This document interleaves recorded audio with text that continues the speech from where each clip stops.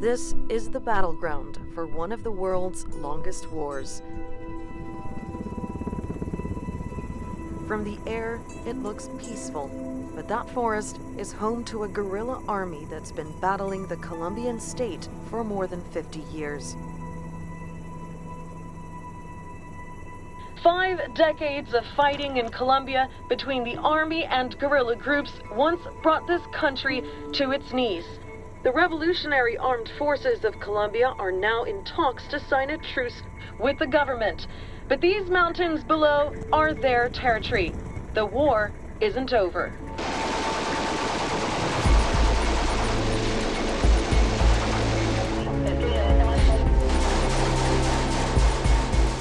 This country has seen unimaginable suffering.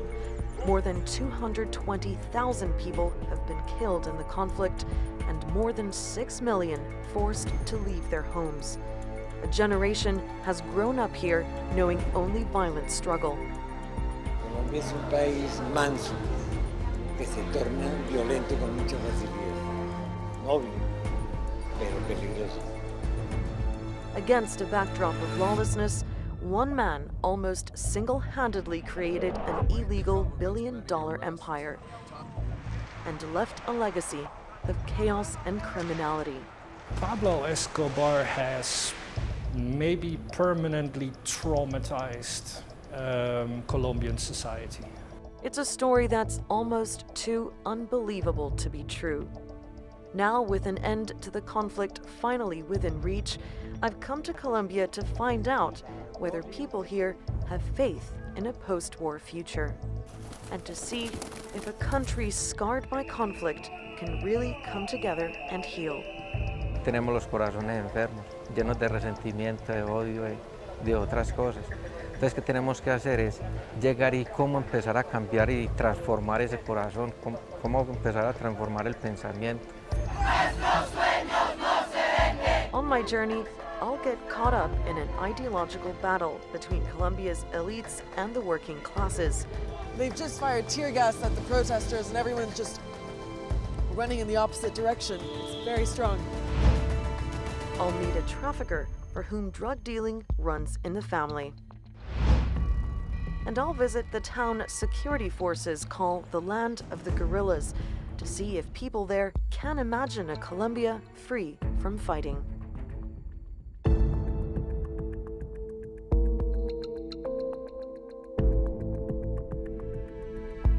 Colombia is a country defined by its geography. It's often said that large parts are too remote to be controlled from the capital. An unofficial ceasefire between FARC rebels and the government has been in place since last September, while peace negotiators meet in Cuba. But in the rural communities in the north and south of Colombia, guerrilla groups operate with impunity. They assume as if the FARC were a defeated rebel force, and they are not. They have not been defeated in over 50 years of war. They still have about 8,000 combatants, and they've been able to reproduce themselves over and over through the years. The FARC have abandoned this part of Colombia, but in their wake, they've left silent killers.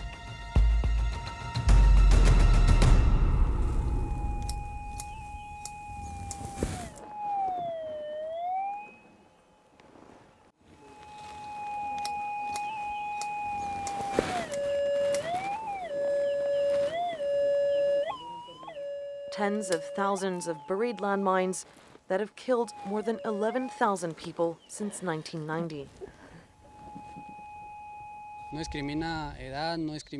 A mine doesn't discriminate. Race, age, nothing. It does one job. It's a soldier who never sleeps, never tires, and doesn't ask for food. Colombia is second only to Afghanistan in the number of people killed or maimed by landmines, and the town of Cocorná has been one of the worst hit.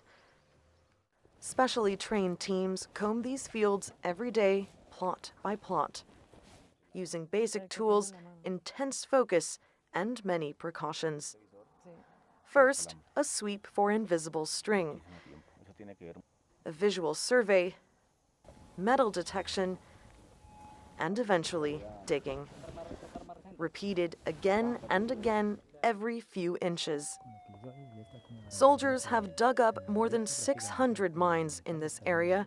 Most are made of improvised materials.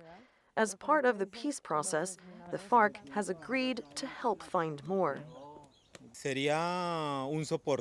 It'll be a huge support to us if the guerrillas guide us to the mines they themselves planted, the ones we don't yet know of. We need all the assistance we can get so we can help more people.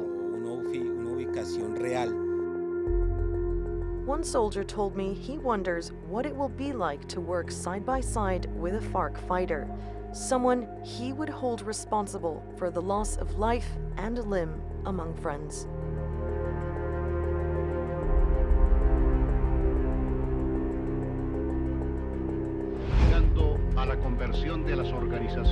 The FARC is Colombia's oldest enemy and began its Marxist insurgency in 1964. The guerrilla group said it represented the rural poor in a struggle against Colombia's wealthier classes. They financed their struggle by kidnapping, extorting civilians, and trafficking drugs. By the 1990s, the FARC controlled almost a third of the country and its drug routes, forcing Colombia's president to turn to Washington. I want to bring you a piece of good news, especially for Colombia's poorest and most in need. Today, the House of Representatives in the United States approved the first stage of an aid package with which this country will implement Plan Colombia. Under Plan Colombia, the U.S. donated billions of dollars and new weapons as part of its so-called war on drugs. The newly equipped Colombian army decimated the FARC's ranks from more than 20,000 fighters to around 7,000 who remain today. But for the last 4 years, the FARC and the government have been in talks to sign a peace deal and end the war for good. For Colombians, this moment was historic. The FARC's commander-in-chief, known as Timoshenko, and Colombia's president, Juan Manuel Santos, side by side in Havana, pledging to finalize a peace deal by March of this year. But the deadline came and went, and there's still no deal. Experts put it down to deep distrust, forged in a climate of fear and retribution. Many in Bogotá, including Colombia's political opposition, are against making peace with the FARC and believe their crimes should not go unpunished. So here we have terrorists who've used bombs, mistreated people, used kidnapping as an official financing tool, and remain the biggest drug traffickers in Colombia and in the world today, being included in talks as equal partners and legitimate representatives of a segment of Colombian society. We don't stand for it. But supporters of the FARC accuse the Colombian state of being the terrorists. They point to a failed round of peace talks in the mid-90s, which ended in a massacre of 3,000 FARC supporters. The guerrilla formed a political party that was totally exterminated by right-wing elements. So of course they're very afraid about laying down their weapons and participating in democracy. They fear that they will be killed as soon as they lay down their weapons and they form a political party. Colombia is as used to peacemaking as it is to war. In fact, over the years, peace deals with guerrilla groups have come and gone with little success. But President Santos believes this peace deal with the FARC is different, and that he can end the last armed struggle in the Western Hemisphere. Supporters of the peace deal say the two sides are close to sealing it. They've agreed on land reform to develop rural areas for poor farmers, political participation of rebels once a deal is signed, working together to stop the drug trade, and amnesty to FARC fighters, except those who've committed the most serious crimes. But they haven't agreed on a timetable for disarmament or demobilization from their camps in the forest.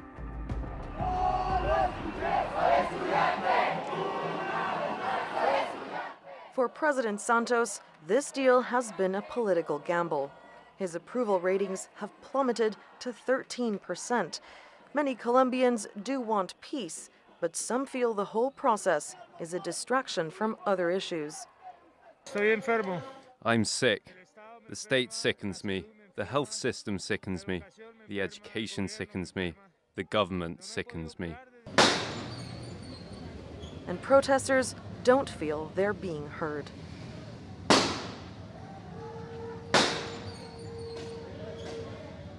Right, so the protesters have just been running in this direction because police were firing tear gas at them, and now they're grabbing rocks, so it could get ugly. Political violence has hurt and killed too many in Colombia. Everywhere you go, people speak of how they've been touched by the conflict.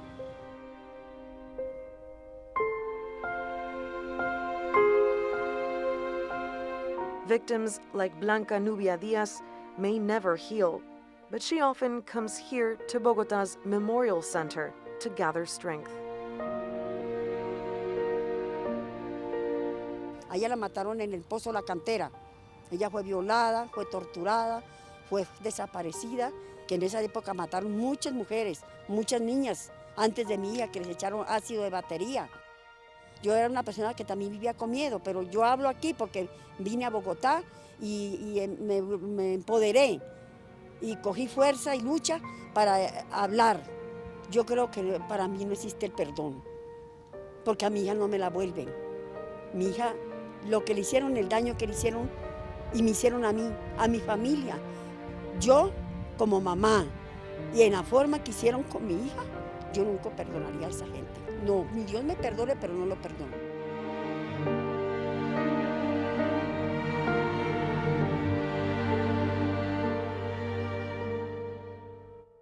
Blanca Nubia and thousands more like her find it difficult to forgive and forget.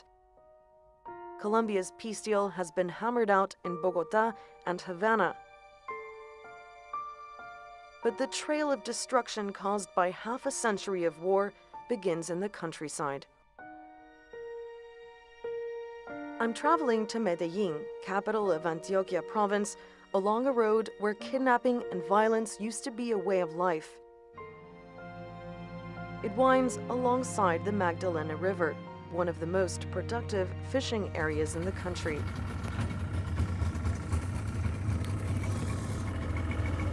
Juan Esteban has worked on these waters all his life.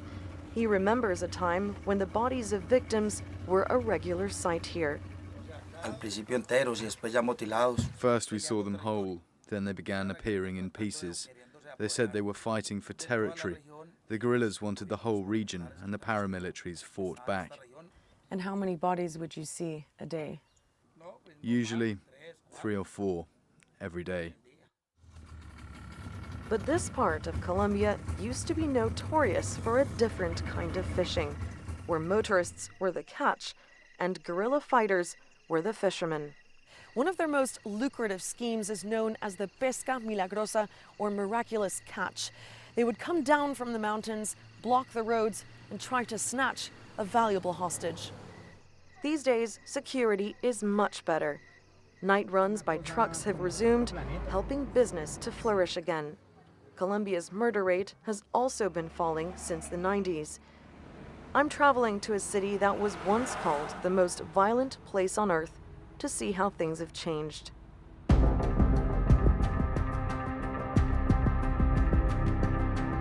Medellín, the bright lights of Colombia's second largest city. 20 years after the world's most famous drug trafficker was killed on a rooftop, this city is still synonymous with the cocaine trade. At its height, Pablo Escobar's Medellín cartel earned more than $4 billion a year. Back then, cocaine was Colombia's biggest export, contributing up to a quarter of its overseas earnings.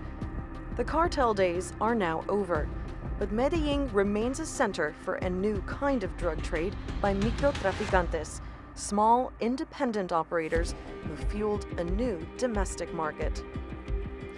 I've come to meet one of them, a man who still idolizes Pablo Escobar, but says things are done differently now.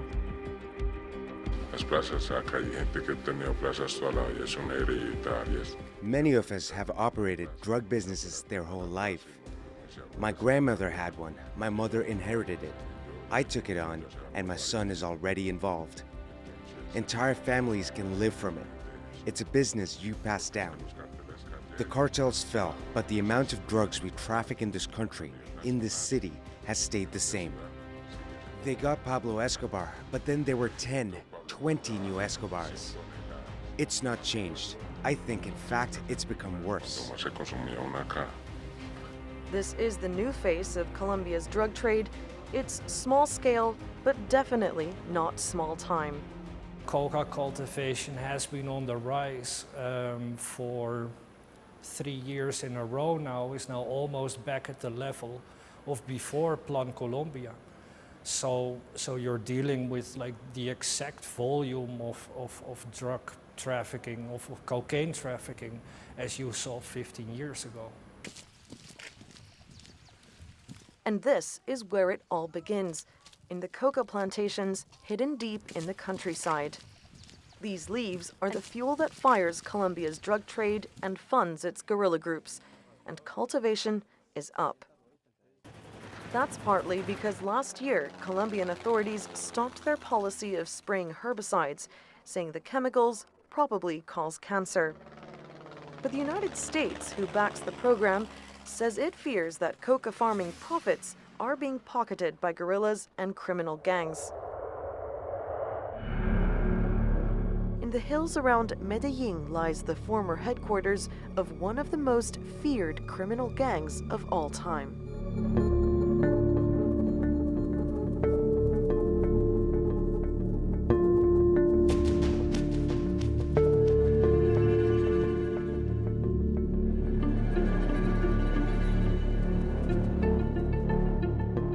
You can still visit Pablo Escobar's massive estate. His once famous car collection lies rusting in the open. And many of the exotic animals he imported are still here. Thanks to Escobar's whims, Colombia now has the largest population of hippos outside of Africa. These ruins are all that's left of Pablo Escobar's mansion. This was his outdoor pool. In fact, you can still see some of the tiling intact. And just opposite was the main house. And he hid here from his enemies and Colombia's authorities. But still, his ostentatious lifestyle was in plain view. From his private airstrip, Escobar could fly everything from politicians to drugs in and out of Hacienda Nápoles. But those heights of excess and impunity are a thing of the past.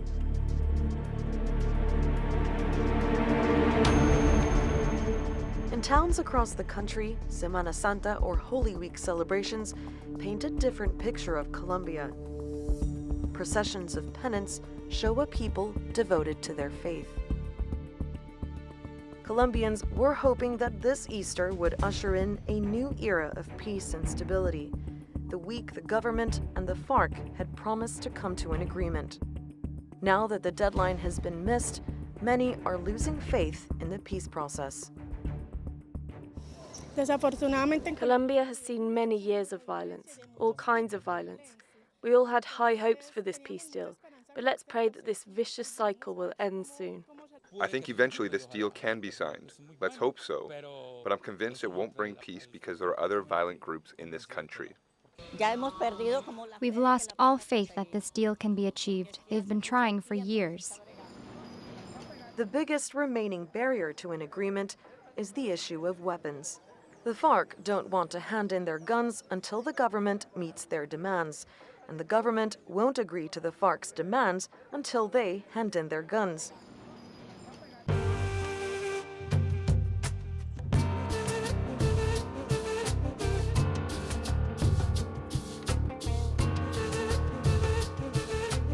I'm traveling to a town inside guerrilla territory to see if people there believe the deadlock can be broken. We're headed to Ituango. It's a small town deep in the Colombian countryside. The jungles surrounding it are full of FARC encampments. Now, Ituango itself, though, is known as a fierce battleground between guerrilla forces, the paramilitary groups defending their land, and also the Colombian military.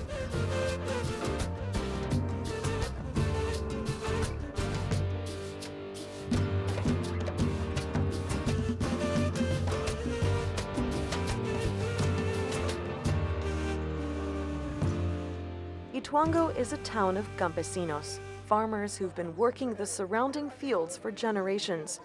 For as long as many can remember, the FARC has been around too. Well, it's no secret. Everyone knows here in Ituango, we've had a history of armed groups living among us. Some people have even become used to living under certain rules.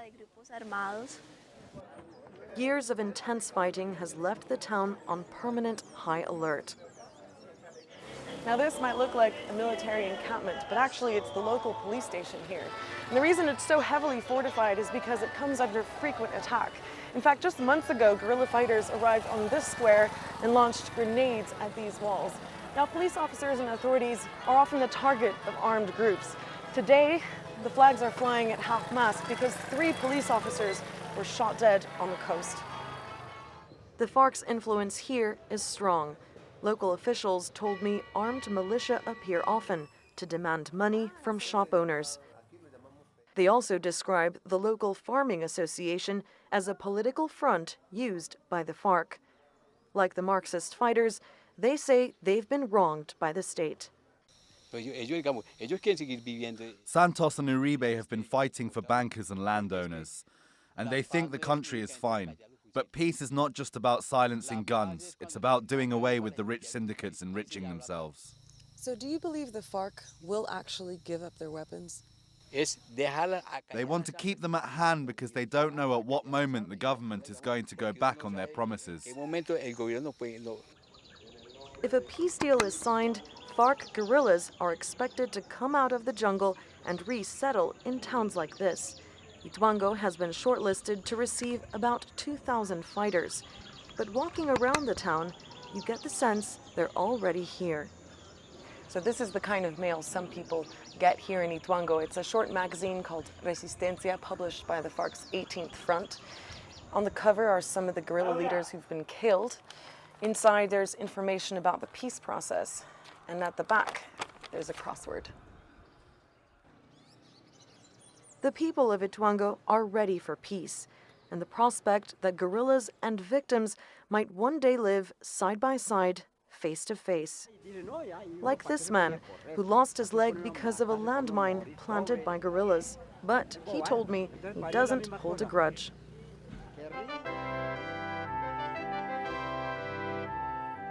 But a deal with the FARC won't necessarily mean peace for Colombia. The ELN rebel group still has about 3,000 fighters. A deal with them will also have to be reached. And the criminal gangs that now control the drug trade are as strong as ever.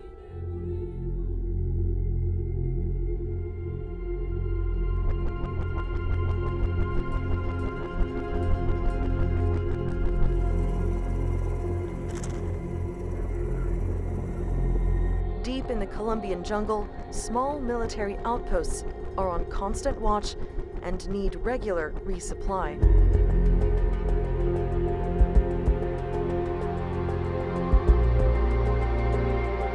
Soldiers are aware of many enemies and move fast, unloading food, fuel, and new personnel.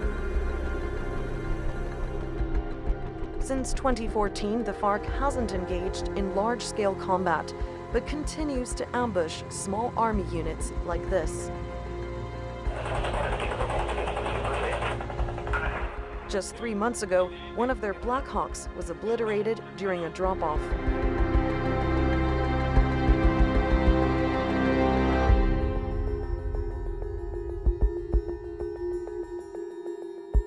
When the war with the FARC eventually ends, things will change. U.S. military aid will shrink, and the Colombian army will turn its guns on other groups.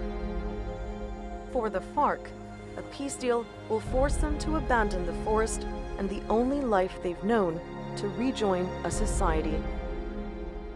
The people of Colombia have come a long way in their quest for peace.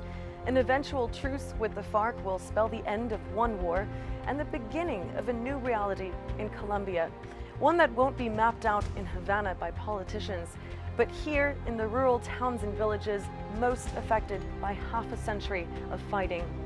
People here have grown used to violence and tragedy, and building bridges with old enemies won't be easy, and it will take many years. But they are the ones who hold the key to lasting peace in their country.